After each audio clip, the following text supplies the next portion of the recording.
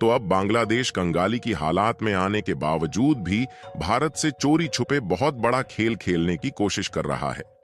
दरअसल भारत का पड़ोसी देश बांग्लादेश ने भारत के खिलाफ जाकर वही हरकतें करना शुरू कर दिया है जिस तरीके की हरकतें हाल ही में मालदीव और कुछ सालों पहले श्रीलंका ने किया था। क्योंकि हाल ही में खबर निकल कर आ रही है कि बांग्लादेश चीन के साथ मिलकर अपने देश में चीनी कंपनियों को बुलाना शुरू कर दिया है। यहाँ पर सोचने वाली बात यह है कि एक तरफ जहां भारत का एक्सपोर्ट बांग्लादेश में कमजोर हो रहा है और भारत का ट्रेड बांग्लादेश के साथ बिगड़ता जा रहा है, वहीं दूसरी तरफ चीन बांग्लादेश में घुसकर सोलर पैनल के कारखाने खोलने जा रहा है। और अगर चीन की ज्यादातर कंपनियां बांग्लादेश में आती हैं तो यह भारत के लिए काफी ज्यादा खतरा बन सकता है, क्योंकि एक तरीके से भारत के बीच में कब्जा मिल जाएगा जहां से वह भारत के खिलाफ खिचड़ियां पका सकता है। और हैरानी वाली बात यह है कि बांग्लादेश में मोहम्मद यूनुस की नई सरकार चीन के साथ मिलकर एक के बाद एक नए फैसले लगातार लेती जा रही है, क्योंकि न सिर्फ बांग्लादेश की नई सरकार ने सोलर पैनल मैन्युफैक्चर करने वाली चीन की कंपनियों को अपने देश में बुलाया है, बल्कि भारत के कोलकाता शहर में बांग्लादेश के 2 ऐसे लोगों को वहां की नई सरकार ने वापस बुला लिया है जो कि भारत और बांग्लादेश के बीच ट्रेड डिप्लोमेसी की देखभाल कर रहे थे।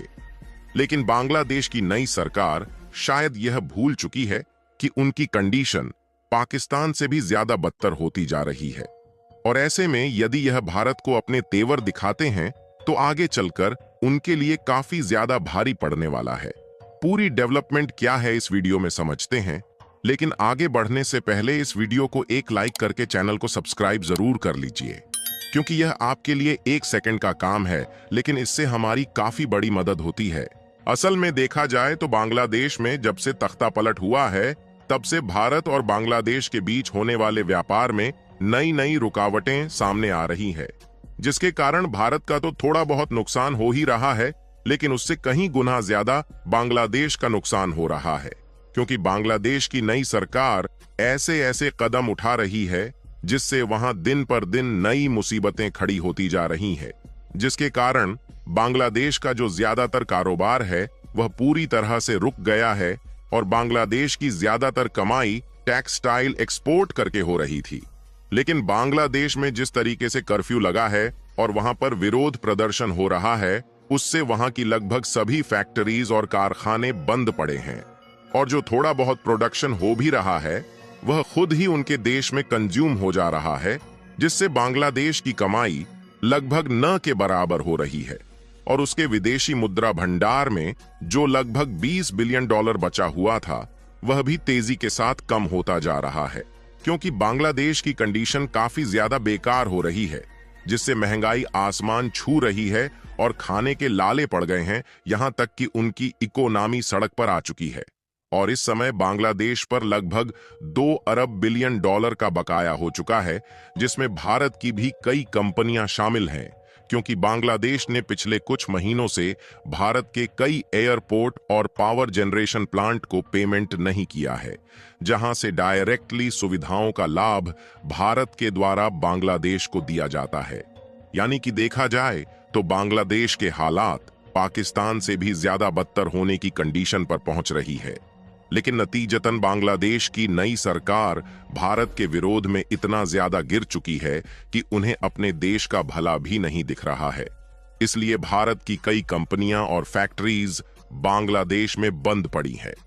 वहीं दूसरी तरफ इनके द्वारा चीन को न्योता दिया जा चुका है कि चीन की सोलर पैनल बनाने वाली कंपनियां कुछ फैक्ट्रीज को बांग्लादेश में सेटअप करें और यहां पर सोलर पैनल मैन्युफैक्चरर करें, जबकि ऑलरेडी देखा जाए तो भारत की कंपनियां पिछले साल से ही 1.5 गीगावाट की सोलर प्रोजेक्ट को बांग्लादेश में सेटअप कर रहे हैं। और इतना ही नहीं, बल्कि इसके अलावा पिछले साल जून के महीने में भारत की अमरा राजा ने बांग्लादेश में 100 मेगावाट के सोलर प्रोजेक्ट को सेटअप करने की शुरुआत की थी, ताकि बांग्लादेश की जो बिजली जरूरतें हैं वह पूरा हो सके, जिसके लिए भारत की सोलर प्रोजेक्ट सेटअप करने वाली यह कंपनी बांग्लादेश में $130 मिलियन इन्वेस्ट कर रही है और ऑलरेडी इस पर काम चल रहा है। आपको बता दें कि भारत की सोलर प्लांट सेटअप करने वाली इस कंपनी ने बांग्लादेश की एक रूरल पावर कंपनी के साथ कॉन्ट्रैक्ट फाइनलाइज किया था और इस प्रोजेक्ट के डेवलपमेंट पर अमरा राजा भारत की सोलर मॉड्यूल बनाने वाली प्रीमियर सोलर पावर टेक के साथ मिलकर काम कर रही है। और कमाल की बात यह है कि भारत के द्वारा बांग्लादेश में जो solar power generation plant setup किया जा रहा है, उसके लिए भारत की एक्सपोर्ट इंपोर्ट बैंक की तरफ से $130 मिलियन का फंड भी पिछले साल ही एलोकेट कर दिया गया है, जिसके मुताबिक यह सोलर प्लांट इस साल यानी कि 2024 के अंत तक पूरी तरह से कंप्लीट हो जाएगा।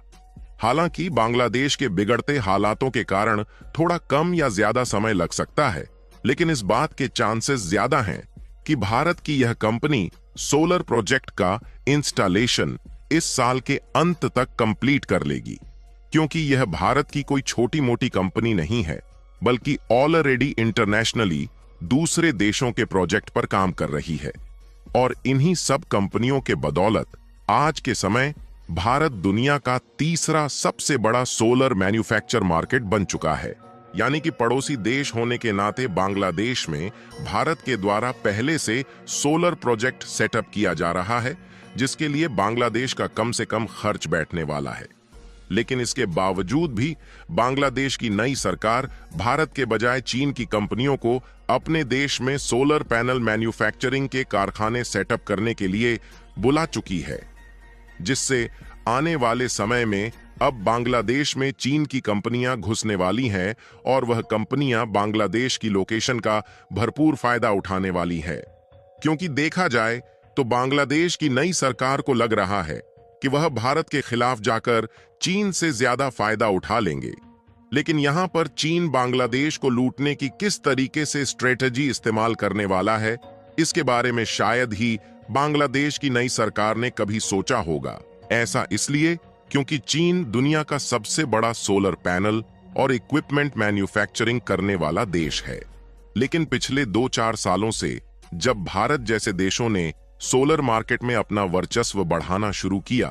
तो अमेरिका और कई यूरोपीय देशों के साथ साथ मिडिल ईस्ट देशों से चीन की सोलर मैन्युफैक्चरिंग कंपनियों को अपना बोरिया बिस्तर बांधकर वापस लौटना पड़ा, क्योंकि चीनी कंपनी के द्वारा बनाए गए सोलर पैनल थोड़े सस्ते जरूर हैं, लेकिन उनकी क्वालिटी इतनी ज्यादा घटिया है कि दुनिया भर के डेवलप्ड देश चीनी कंपनियों से परेशान हो चुके हैं।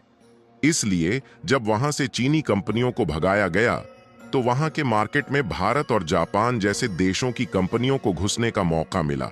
और इंडियन सोलर पैनल्स की क्वालिटी इतनी अच्छी है कि अब ज्यादातर कंट्रीज में इंडिया में बनाए गए सोलर पैनल की डिमांड तेजी के साथ बढ़ रही है, जिसके कारण चाइनीज मैन्युफैक्चरर की सोलर इंडस्ट्री घटती जा रही है। इसलिए अब चीन की कंपनियां बांग्लादेश में अपनी प्रोडक्शन यूनिट सेटअप करेंगी और यहां पर बांग्लादेश की लोकेशन का लाभ उठाते हुए खुद के द्वारा बनाए गए सोलर पैनल को मेड इन बांग्लादेश के नाम पर दुनिया भर में एक्सपोर्ट करके पैसा लूटना फिर से शुरू कर देंगी। और यहां चीन को ज्यादा मार्केटिंग का भी इस्तेमाल नहीं करना पड़ेगा, क्योंकि बांग्लादेश में बनाए गए प्रोडक्ट की डिमांड ऑलरेडी पश्चिमी देशों में काफी ज्यादा है। यानी कि कुल मिलाकर चीन बांग्लादेश को थोड़ा बहुत लालच देकर उनके नाम का फायदा खुद उठाने जा रहा है।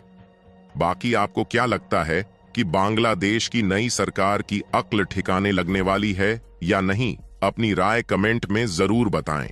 और इस वीडियो को लाइक करके अपने मित्रों तक शेयर जरूर करें, ताकि उन्हें भी जानकारी मिल सके। इसी तरह और भी नॉलेजेबल वीडियो देखने के लिए चैनल को सब्सक्राइब करके बेल आइकन को ऑल पर जरूर सेलेक्ट करें।